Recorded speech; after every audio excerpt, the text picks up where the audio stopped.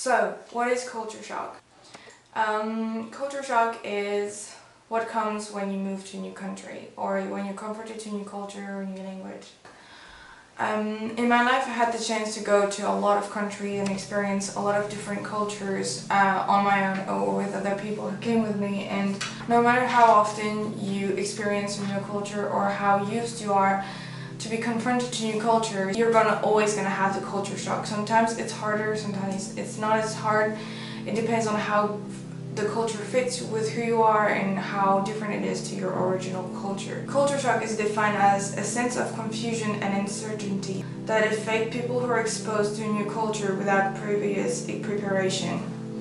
I agree with this definition partly because I don't think that preparation will fully protect you from culture shock. So, getting ready for the culture shock that's coming ahead might help. It will not completely solve or keep you from having a culture shock. The first phase is the honeymoon stage. It's the phase where you're discovering everything. Everything's so exciting, everything's new. You want to experience new things. You want to try new foods.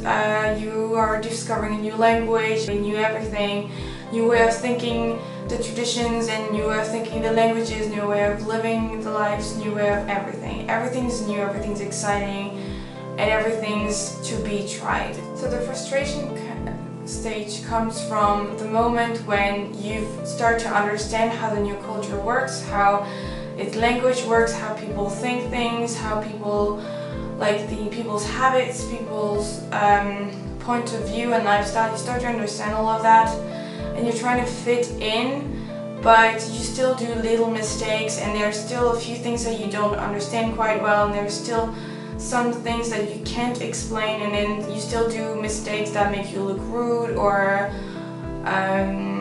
unfitting to the new culture. And this phase is the frustration stage, simply because it's the time when you're trying so hard to fit in. You feel like no matter how hard you try, it's not working because there's always something that's not right. Thankfully, then comes stage 3. The adjustment phase is basically when you start to understand more how everything works, and it's the time when you're able to fit who you are and what the culture is and make it work together.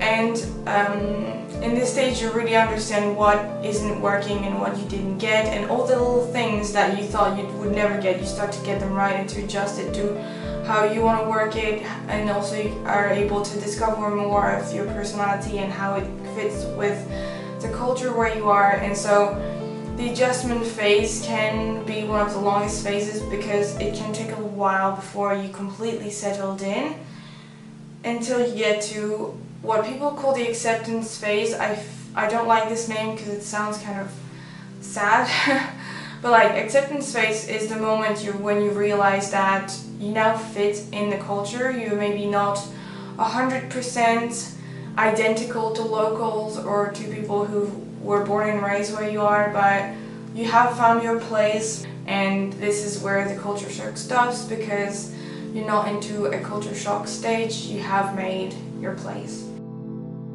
We've gone through what culture shock is. Why would you do this to yourself? Why would you go through the struggle over and over again of culture shock and not being at ease with your environment?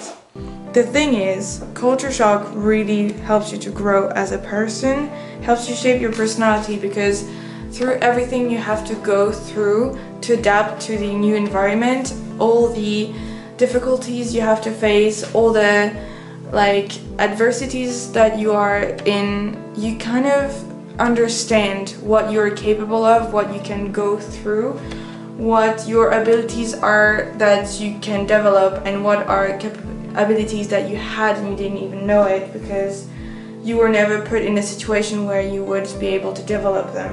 And it also helps you to understand more people. Culture shock really helps you to understand the others better because with being confronted to a new culture, having to fit in with people who think differently and have other habits, you really discover that people are not that different. No matter how much they might seem to be, whether they have a different religion, different traditions, different languages, different habits.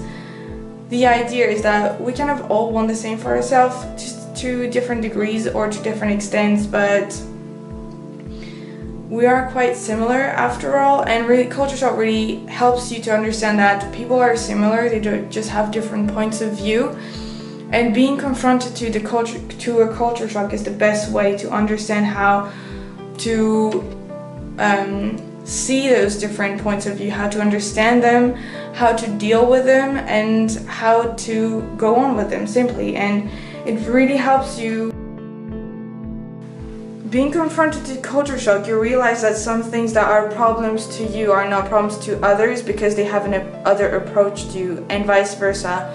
Things that are problems to others are not problem to you because you have a point of view that makes it not be a problem. So after being confronted to culture shock, you understand that there's never really a problem, it's just that it's a matter of point of view that doesn't fit. And the real reason why I love culture shock is just that there's something almost thrilling about, there's something so amazing about coming to a new country where you don't know anything, not even the language, and just be like, okay, one way or the other, I'm just gonna have to deal with it.